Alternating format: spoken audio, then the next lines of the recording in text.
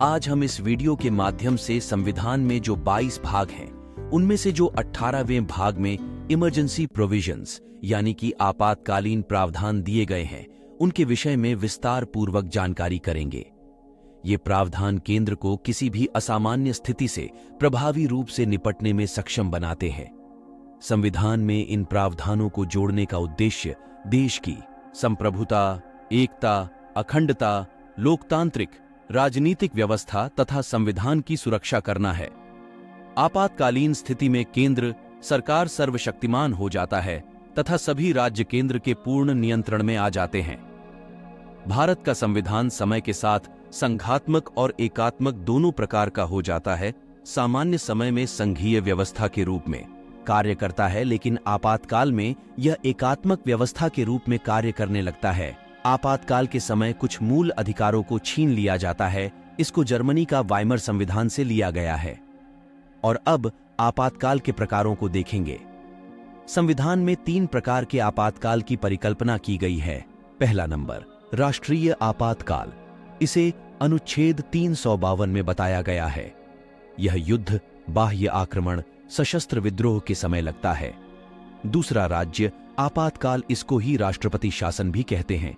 इसे अनुच्छेद 356 में दिया गया है। इसको तब लागू करते हैं जब कोई राज्य सरकार संविधान को फॉलो ना कर पाए। तीसरा, वित्तीय आपातकाल। इसे अनुच्छेद 360 में दिया गया है। जब देश में वित्तीय स्थायित्व अथवा साख खतरे में हो, तभी वित्तीय आपातकाल लगाते हैं। अब हम राष्ट्रीय आपातकाल के विषय में जानेंगे। यदि भारत की अथवा भारत के किसी भी भाग में युद्ध अथवा बाह्य आक्रमण अथवा सशस्त्र विद्रोह का खतरा उत्पन्न हो गया है या उत्पन्न होने वाला है, तो राष्ट्रपति अनुच्छेद 352 के अंतर्गत राष्ट्रीय आपातकाल की घोषणा कर सकता है। यदि राष्ट्रीय आपातकाल का समय चल रहा है, तो फिर से राष्ट्रपति राष्ट्रीय आपातकाल की घोषणा कर सकता है। राष्ट्रीय आपातकाल अब तक 3 बार लग चुका है। पहला, चीन पाकिस्तान युद्ध के समय 1962 में। दूसरा, 1971 में बांग्लादेश विभाजन के समय। यह दोनों बाह्य आक्रमण के आधार पर राष्ट्रीय आपातकाल लगे थे। लेकिन तीसरा, आंतरिक अशांति के आधार पर 1975 में इंदिरा जी ने बिना मंत्रिमंडल की सलाह के राष्ट्रपति को आपातकाल की घोषणा करने की सलाह दी, और आपातकाल लागू करने के बाद मंत्रिमंडल को इस घोषणा के बारे में बताया गया।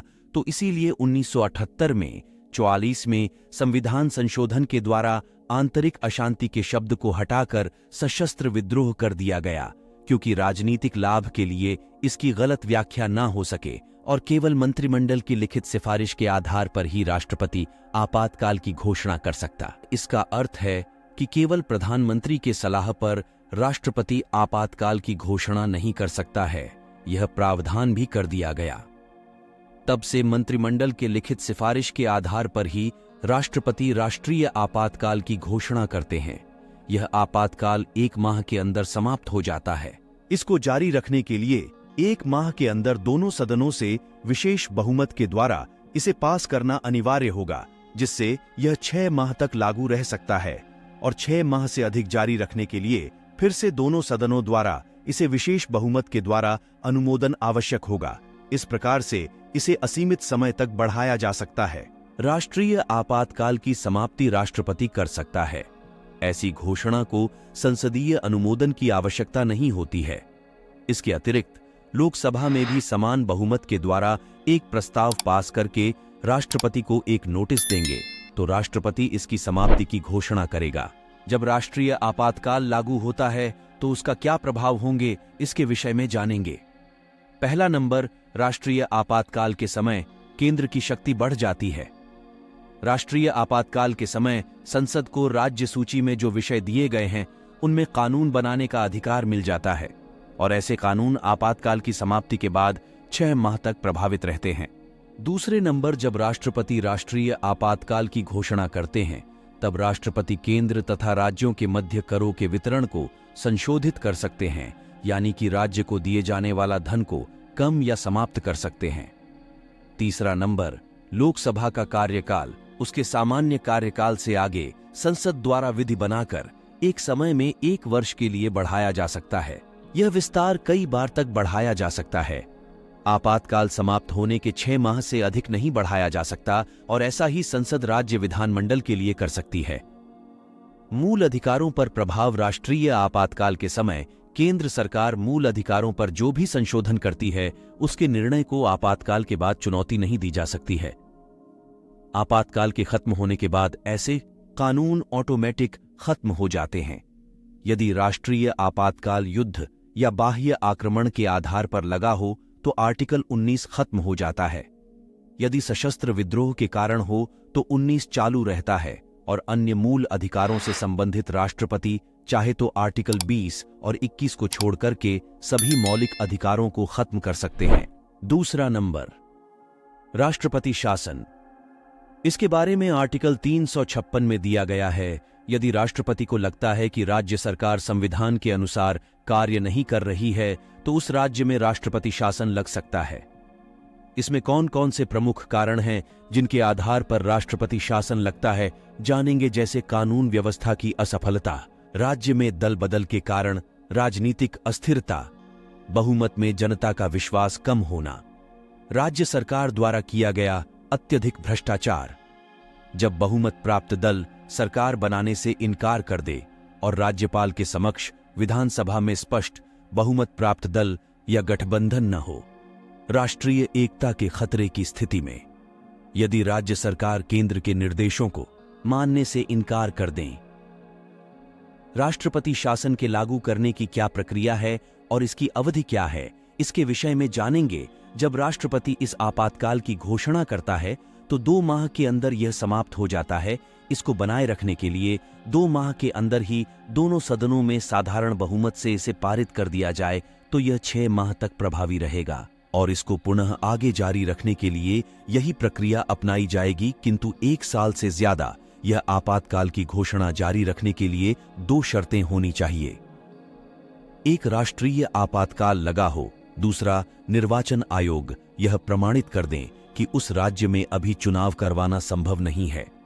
यह आपातकाल 3 वर्ष से अधिक समय तक नहीं लगाया जा सकता है। यह आपातकाल राष्ट्रपति की घोषणा से समाप्त हो जाता है। और अब राष्ट्रपति शासन के प्रभाव को जानेंगे। जब किसी राज्य में राष्ट्रपति शासन लगाया जाता है तो राष्ट्रपति राज्य सरकार के कार्य को अपने हाथों में ले लेता है। यदि राष्ट्रपति शासन है तो राष्ट्रपति मुख्यमंत्री के नेतृत्व वाली मंत्रिपरिषद को भंग कर सकती है, लेकिन इस समय हाईकोर्ट की शक्तियां प्रभावित नहीं होती। राष्ट्रपति शासन के समय मौलिक अधिकारों में कोई प्रभाव नहीं पड़ता है। राष्ट्रपति के नाम पर राज्यपाल, राज्य के मुख्य सचिव या राष्ट्रपति द्वारा नियुक्त विशेष सलाहकार की सहायता से राज्यपाल राज्य का प्रशासन चलाता है। तीसरा नंबर, वित्तीय आपातकाल। यदि राष्ट्रपति को ऐसा लगे कि ऐसी स्थिति उत्पन्न हो गई है जिसमें भारत अथवा उसके किसी भी क्षेत्र की वित्तीय स्थिति या साख खतरे में है, तो राष्ट्रपति अनुच्छेद 360 के तहत वित्तीय आपातकाल की घोषणा कर सकता है। अभी तक भारत में वित्तीय आपातकाल नहीं लगा है और अब जानेंगे इस आपातकाल को लगाने की क्या प्रक्रिया है और क्या समय अवधि है। आपातकाल की घोषणा के बाद 2 माह के भीतर संसद के दोनों सदनों से स्वीकृति मिलना आवश्यक है और इसे असीमित समय तक बढ़ाया जा सकता है। राष्ट्रपति द्वारा किसी भी समय एक घोषणा द्वारा वित्तीय आपातकाल को समाप्त कर सकती है। ऐसी घोषणा के लिए संसदीय मंजूरी की आवश्यकता नहीं पड़ती है। और अब आपातकाल के प्रभाव को जानते हैं। वित्तीय आपातकाल की अवधि में राज्य के सभी वित्तीय मामलों में केंद्र का नियंत्रण हो जाता है। दूसरा नंबर, सभी सरकारी अधिकारियों के वेतन में कमी की जा सकती है और सुप्रीम कोर्ट तथा हाई कोर्ट के सभी न्यायाधीशों के वेतन में भी कटौती की जा सकती है। यदि लोकसभा विघटित हो तो राज्यसभा राष्ट्रीय आपातकाल को विशेष बहुमत के द्वारा, राष्ट्रपति शासन को साधारण बहुमत के द्वारा, वित्तीय आपातकाल को साधारण बहुमत के द्वारा पास करना होता है।